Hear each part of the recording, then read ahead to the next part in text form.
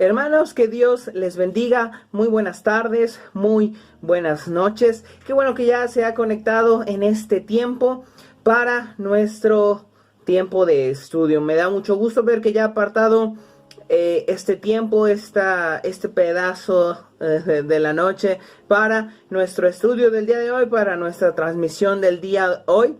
Y bueno, hermanos, la semana pasada terminamos ya con el estudio que estuvimos teniendo de la carta a los Colosenses. Si bien es cierto, este es el último miércoles del mes, quise tomar este miércoles para hacer un pequeño repaso acerca de lo que hemos visto hasta este momento. Hemos visto 3 cartas. Entonces el día de hoy vamos a hacer un repaso de lo que hemos visto hasta este momento. Así que, hermanos, vamos a hacer una pequeña oración y comenzamos con nuestro estudio, con nuestro repaso de lo que hemos visto hasta el día de hoy. Así que vamos a orar.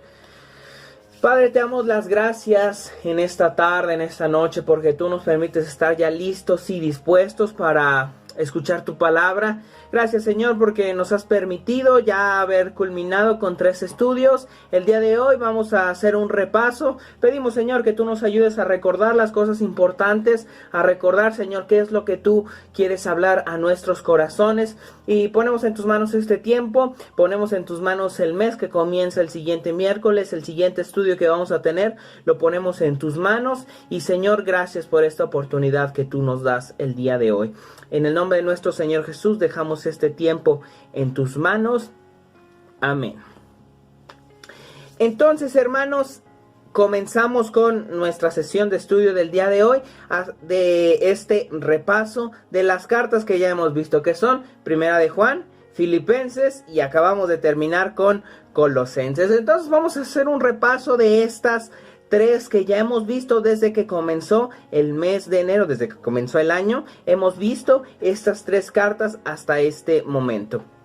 Entonces vamos a empezar primero con la carta de Juan. La primera carta de Juan, esta que pertenece a las cartas universales. Esta no es escrita por Pablo, es escrita por el apóstol Juan. Entonces vamos a recordar un poco acerca de qué vimos en la primera carta de Juan. Muy importante.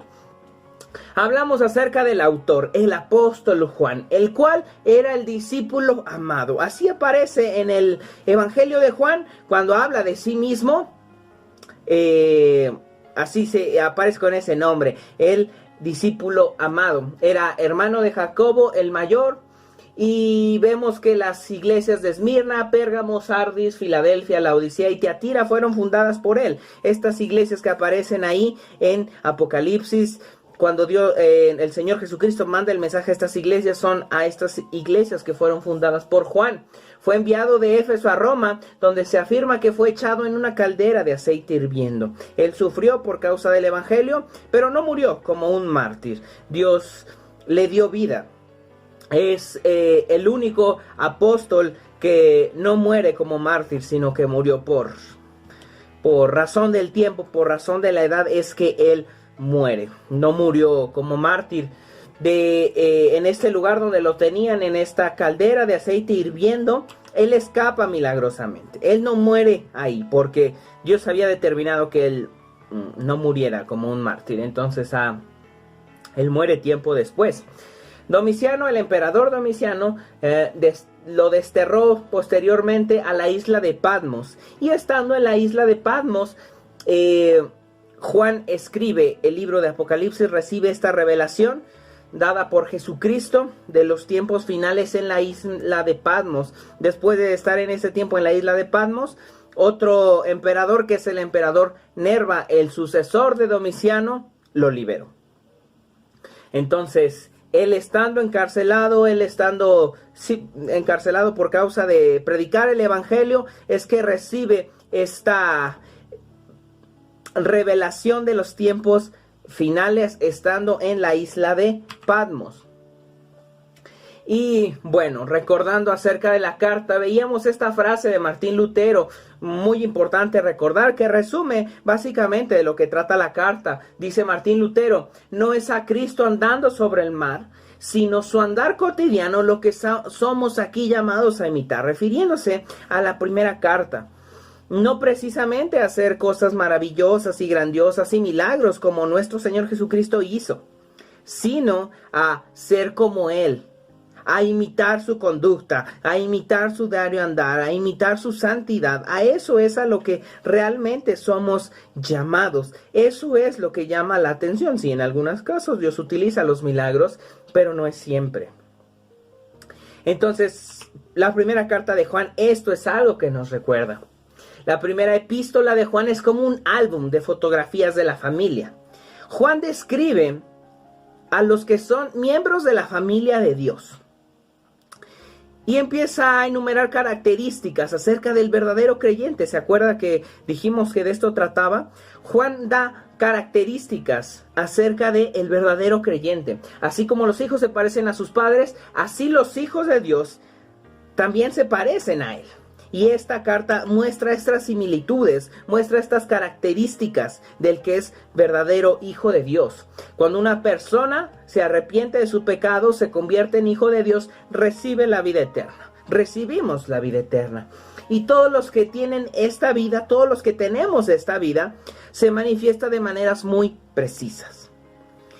Tan precisas que Juan las puede enumerar. Todo esto, dice Juan, que aquel que ha creído en Cristo lo reconoce como Señor y Salvador. Tiene un deseo por agradar a Dios. Tiene amor por los creyentes, por los demás hermanos. Busca constantemente atender a los mandamientos de Dios, atender a la palabra de Dios. Y sobre todo, una característica del verdadero cristiano es que no persiste en pecar. Sin duda, habrá pecado en su vida, pero es diferente el vivir una vida de pecado como antes lo hacíamos, a que verdaderamente cometemos pecado, pero no de la misma manera que antes, sino que hay ahora una lucha en el ser, en el interior. Esta es una de las muestras del verdadero creyente, que hay una lucha interior en contra del pecado. Estas son algunas de estas marcas. Juan escribió esta epístola para que todos los que tengan estos rasgos de la familia puedan saber que tienen vida eterna, que sepan que verdaderamente somos hijos de Dios. Y según Juan, lo que expresa en la carta, una persona es un hijo de Dios o no. No hay una posición intermedia, no es como más o menos, o eres o no eres. Y en esta carta, por eso Juan utiliza mucho estos extremos de decir o eres blanco o eres negro, o estás en luz o estás en tinieblas, o tienes amor o tienes odio. Utiliza estos extremos para mostrar las características de los que verdaderamente pertenecen a Dios. O estás vivo o estás muerto. No se puede estar medio vivo, no se puede estar medio muerte. O sea, o estás vivo o estás muerto. Y eso es lo que Juan está explicando aquí. Al mismo tiempo, se debería observar que el apóstol le gusta describir a las personas por su conducta habitual. Y esto es importante, porque está describiendo las características de los cristianos, pero como una constante. Y aquí es donde radica parte del punto importante de la primera carta de Juan. Al ver entre una persona si es cristiana o no cristiana, lo que hace Juan es que no basa su conclusión en un solo acto aislado, en un solo acto de pecado o en un solo acto de amor, sino en lo que caracteriza a la persona. Porque el hombre pecador puede hacer algunas cosas buenas, y el hombre que es salvo puede en algún momento llegar a cometer pecado, es cierto. El asunto aquí, la diferencia es cuál es la constante. Entonces, aquí describimos con este ejemplo que hasta un reloj roto, un reloj que no funciona bien, en algún momento llega a marcar la hora correcta. ¿Alguna vez? Porque pues en algún momento llega a marcarla, aunque esté mal, aunque no esté funcionando. En algún momento llega a marcar la hora correcta, pero no es su constante. No está funcionando bien, no está sirviendo bien, pero aún así en algún momento llega a marcar la hora mal. Entonces, ahora bien, perdón, esto es lo que hace Juan, mostrar esta diferencia. El verdadero creyente tiene una constante. Es cierto, se puede equivocar, pero el que no es creyente, el que no ha sido salvo, tiene otra constante. Lo que hace Juan es fijarse en esas constantes. Igualmente, la conducta general cotidiana del cristiano es santa y justa, y por ello es conocido como hijo de Dios, porque se distingue su forma de pensar y su manera de manejarse. Juan usa la palabra conocer muchas veces porque esto tiene que ver con contexto, que había esto llamado gnosticismo, ¿se acuerdan? Juan dice, dense cuenta de la constante de las vidas de la gente. Si dicen que aman a Dios, pero no lo demuestran, si no hay un deseo en ellos por agradar a Dios, por atender la palabra de Dios y por amar a los hermanos, aunque lo digan, sus actos demuestran otra cosa. Entonces, Primera de Juan es un repaso acerca de características del verdadero creyente. ¿Quiere saber usted si es un verdadero creyente? Vaya a Primera de Juan y vea si las características que menciona Juan acerca del verdadero creyente están en usted. De esto se trata rápidamente Primera de Juan. Luego entonces empezamos con la carta a los Filipenses. En el mes de febrero empezamos a hablar de Filipenses y es un tema totalmente distinto, aparte de que es un escritor diferente. Aquí ya es el apóstol Pablo, ya Filipenses pertenece a otra división del Nuevo Testamento, lo que hemos estado viendo los domingos. Filipenses es una carta que es de las cartas paulinas, porque Pablo la escribió, ¿no? Hemos estado viendo acerca de Pablo y vamos a dar un pequeño repaso acerca de quién es Pablo la otra semana. Entonces, rápidamente volvemos a nuestro mapa que ya se está haciendo parte de esto. Nuestro mapa de Europa, nuestras constantes referencias para saber dónde estamos. Italia, Grecia y Turquía. Aquí Italia está la botita, Grecia aquí con sus islas, estas tres islas de aquí que son importantes, y Turquía del lado derecho. Turquía es importante porque lo vimos en Colosenses, ¿se acuerdan? Entonces tenemos Italia, Grecia y Turquía. La ciudad de Filipos entonces se encontraba en esta zona. Aquí tenemos Italia, aquí está la botita. Aquí tenemos la zona de Turquía, lo que hoy en día es Turquía, y aquí en medio tenemos a Grecia.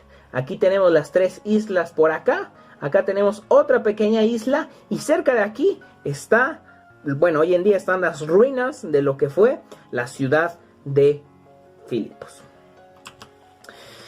Y Filipos cuenta una historia totalmente diferente. Filipenses, perdón. Pablo escribe a los filipenses y mencionábamos una de las características más importantes de esta carta y es el tema constante en todo lo que dice Pablo, el cual es el gozo.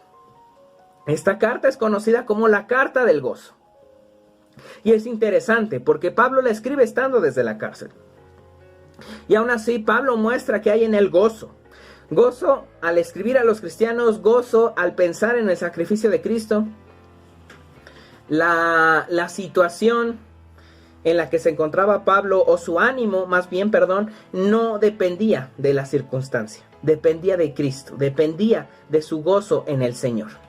Entonces, esta expectativa constituía un elemento, ¿cuál? El regreso del Señor, una esperanza continua en el pensamiento de Pablo, y se demuestra en la carta porque Pablo habla bastantes veces acerca del regreso del Señor, y cada vez que habla del regreso del Señor Jesucristo, tiene que ver con el gozo.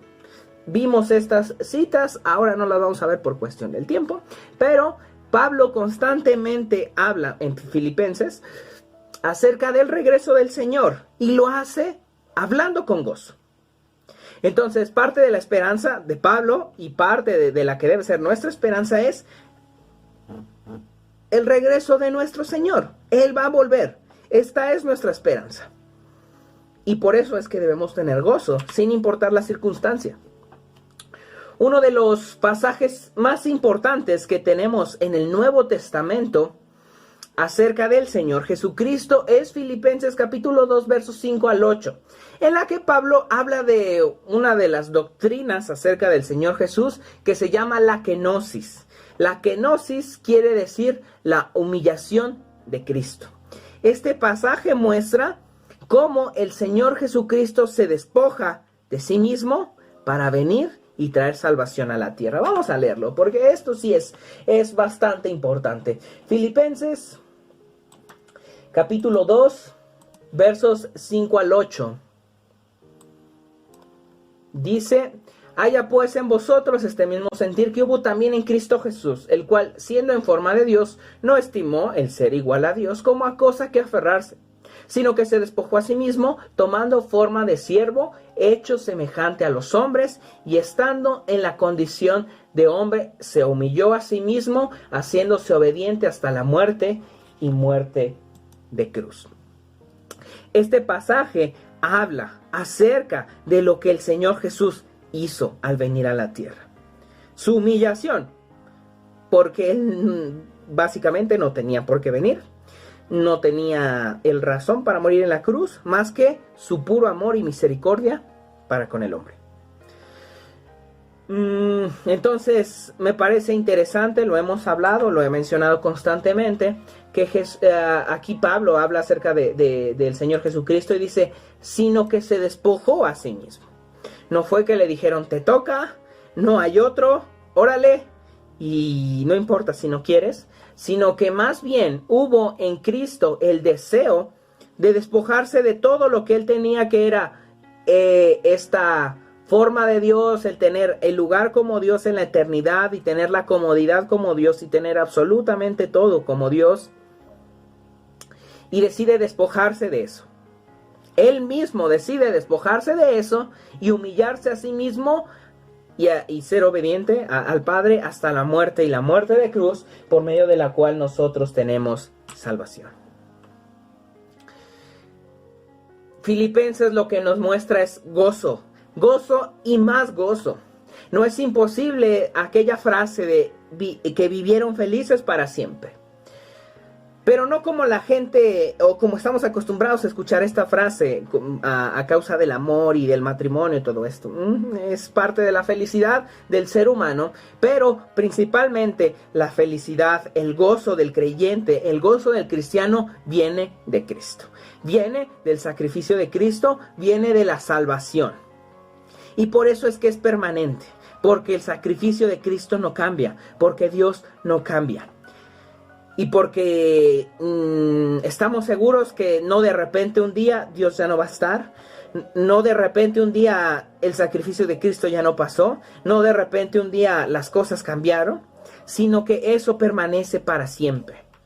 Las razones del gozo del cristiano permanecen para siempre. Cristo permanece para siempre. Hay gozo en medio de los conflictos más difíciles. Hay gozo cuando se sirve con un espíritu de humildad. Hay gozo cuando se conoce y se da a conocer al Señor Jesús. Y también hay gozo cuando caminamos en contentamiento y en gratitud. Eso es lo que muestra Pablo. Dice Pablo, he aprendido a vivir en cualquiera que sea mi circunstancia, teniendo y de sobra, y teniendo todo o no teniendo nada, porque mi gozo, mi fortaleza no depende de lo material ni de la circunstancia, depende de Cristo, depende de la salvación que Él ha dado. En el corazón de esta carta llena de alegría y agradecimiento para sus queridos amigos y ayudadores en Filipos, Pablo comparte la motivación y el anhelo de su vida. Para este momento, Pablo es muy sincero y muy claro que él ya quiere conocer a Cristo, que también de alguna manera ya quiere pasar al otro lado. Un deseo de morir, no un deseo masoquista de que lo maten, sino un deseo de estar ya con Jesús, de estar en la presencia de Dios. Así de grande era el deseo de Pablo por Dios. Tan grande era que el precio era la muerte, era morir. Y Pablo, a pesar de que tuviera que morir, estaba dispuesto para ya estar con el Señor. anhelamos tanto al Señor de tal manera que la muerte ni siquiera sea un impedimento. Pensar en la muerte, al contrario, sea un gozo por decir, es que ya voy a estar en la presencia del Señor. ¿Anhelamos de esa manera al Señor? Entonces, Filipenses lo que hace es mostrar una perspectiva de la vida llena de gozo, esperanzada en Cristo. Eso es lo que hace Pablo, mostrar este gozo por Cristo. Y también es muy sincero, porque acuérdense lo que dijimos, Filipenses, la iglesia en Filipos, fue la primera iglesia fundada en Europa, la primera iglesia fundada por Pablo. Pablo tenía cierto cariño hacia ellos, y los filipenses eran recíprocos, porque habían apoyado a Pablo constantemente durante su ministerio. Ellos apoyaron a Pablo constantemente, muy constantemente. Entonces Pablo en Filipenses, no tiene mucho que reclamarles. Claro, hace algunas correcciones, pero más que nada muestra su gozo por Cristo, pero también el gozo en ver a los filipenses apoyar y estar entregados al Señor. Y bueno, de esto se trata Filipenses más que nada. Y ahora pasamos a ver un repaso rápido de la última carta que estuvimos viendo, que fue Colosenses. Aquí, bueno, varias cosas las mencionamos las semanas pasadas, pero vamos a hacer otro repaso. Entonces, Primera de Juan nos habla acerca de las características del verdadero creyente. Filipenses nos habla acerca del gozo que tiene el creyente por el sacrificio de Cristo, cualquiera que sea la circunstancia. ¿De qué habla Colosenses? Vamos a ver, entonces, tenemos aquí nuestro característico mapa. Volvemos a nuestras referencias: Italia, Grecia y Turquía. Esta zona es la que constantemente estamos hablando y revisando. Tenemos Italia en la botita, Grecia en medio con sus islas y Turquía. Espero que ya se lo haya aprendido, y si no, vamos a seguir viendo este mapa. Principalmente que nos aprendamos las referencias: Italia en la botita, Grecia en medio, Turquía del lado derecho. La ciudad entonces de Colosas se encontraba en esta región en Turquía. Filipenses estaba en lo que hoy es Grecia. Entonces aquí tenemos Italia, la botita, tenemos aquí Grecia, lo que hoy en día es Grecia, y aquí tenemos la región de lo que hoy en día es Turquía. Y aquí se encuentra Colosas. Solamente para ubicarnos un poco. Sucede con Colosenses algo muy diferente a lo que pasa en Filipenses. La iglesia de Colosas no es fundada por Pablo. La iglesia de Colosas es fundada por otro hombre, por un hombre de Dios, por un trabajador, por un predicador, el cual es Epafras. Epafras es el que funda la iglesia en Colosas. Pablo nunca había ido ahí, pero era conocido Pablo. Lo que sucede aquí entonces es que la iglesia comenzó bien, la iglesia escuchó, la gente escuchó el evangelio, y a partir de ahí se forma la iglesia. Y Epafras es el que está al frente de la obra. Pero después de algunos años de que fue fundada la iglesia, surgieron herejías y los hermanos se contagiaron de pensamientos que estaban en contra del verdadero evangelio. Lo que sucede en Colosenses, lo que sucede con los hermanos colosenses, es que se hace una revoltura de pensamientos en contra del evangelio, y eso se vuelve un caos. Porque las herejías, o la herejía en general que había en la iglesia, tenía varias contribuciones de varios movimientos. El primero es el gnosticismo, ¿se acuerdan?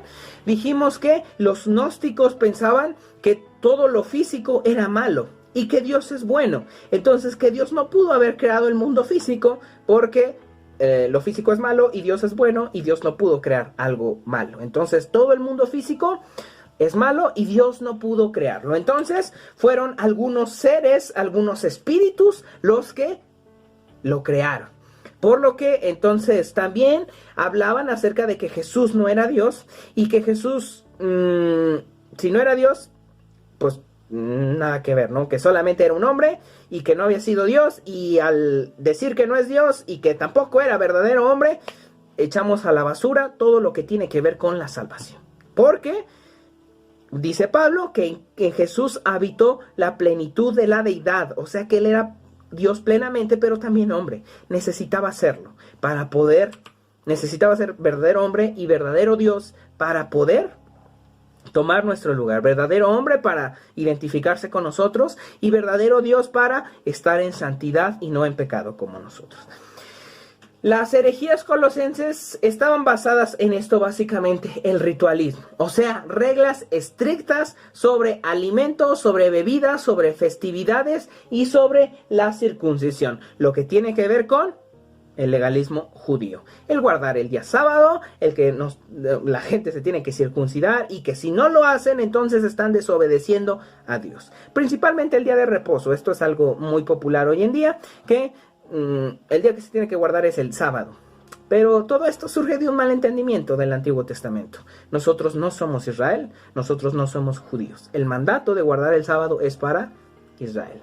También acerca del ascetismo. El ascetismo es despojarse de algunos, hasta cierto punto, placeres para buscar una cercanía con Dios. Es cierto que dejamos de hacer algunas cosas, pero porque entendemos que no nos convienen. Que a pesar de que nos gustan, de que a pesar que para la carne pueden ser placeres, los hacemos a un lado porque entendemos que no nos acercan a Dios, no que sean maneras para acercarnos a Dios. Esta es la diferencia. No dejamos algunas cosas porque nos acerquen más a Dios, sino que las dejamos porque ya estamos cerca de Dios. También había adoración a ángeles. ¿Cómo entonces ellos creían que los ángeles quizá eran los que habían creado el universo? Había que adorarles. Ellos decían entonces que Dios no pudo haberlo creado, entonces algunos ángeles fueron los que crearon. Había que adorarles. Menospreciaban a Cristo. A Jesús lo hacían menos. Y también decían que Jesús no era Dios, pero que tampoco era, que Cristo no era un verdadero hombre. Entonces por eso Pablo pone un énfasis muy claro en la persona de Cristo. ¿Quién era Cristo? Su lugar eterno como Dios, su lugar en la tierra como hombre y su sacrificio completo.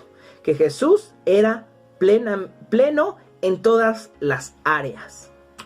Hay un énfasis muy claro de Pablo, que hace Pablo en Cristo a lo largo de la carta. También habían ciencias ocultas, o sea, otra vez, gnosticismo. Se da cuenta como en Primera de Juan, y aquí ahí tiene que ver con gnosticismo. Entonces ellos se jactaban de tener conocimientos y a través de los cuales podían estar más cerca de Dios. Pero Pablo igualmente es claro.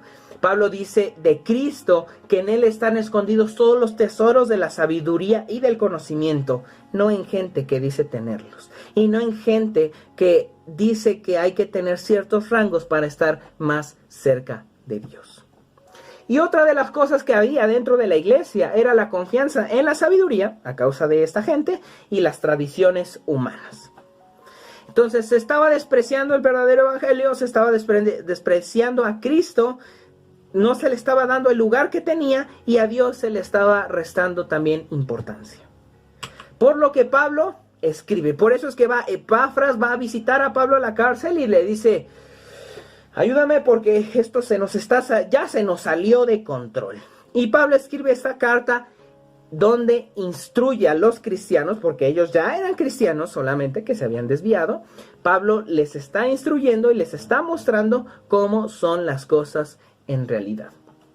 Entonces, mencionaba esto, los gnósticos creían que todo lo físico era malo y tenían una idea media rara acerca de la existencia del mal y del origen del universo. Entonces, como ellos pensaban que la materia era mala, Dios no pudo crearla, sino que algunas entidades, espíritus, emanaciones que fueron surgiendo unas de otras, que fueron siendo engendradas hasta que llegó una que estaba lo suficientemente lejos de Dios como para crear maldad, pero lo suficientemente cerca de Dios para tener ese poder de crear. Por eso Pablo es claro y muestra que Cristo es el creador. Por eso Pablo es claro, y en este pasaje que estuvimos analizando de los versículos 15 al 23 del capítulo 1 de Colosenses, Pablo muestra y mata 2 pájaros de un tiro. Que el Señor Jesús es el creador, y es el creador porque Él es Dios. Y bueno, hermanos, pues se nos ha acabado el tiempo. Hemos terminado con este repaso rápido de lo que hemos visto hasta el día de hoy. Primera de Juan, características del verdadero cristiano. Filipenses, la carta del gozo. Y Colosenses, una instrucción doctrinal acerca de quién es Cristo verdaderamente. Si tiene alguna duda, hermano, no olvide contactarnos. Estamos aquí al pendiente. La semana que viene vamos a empezar con un nuevo tema, el cual es la carta de Pablo a los tesalonicenses. La primera carta. Léala, hermano. Igual está rápida. 15, 20 minutos ya terminó de leerla. Léala, hermano, y nos vemos aquí la otra semana. No olvide conectarse a las transmisiones y no olvide asistir a las actividades. Nos vemos la próxima semana, hermanos. Que Dios les bendiga y saludos desde Metepec.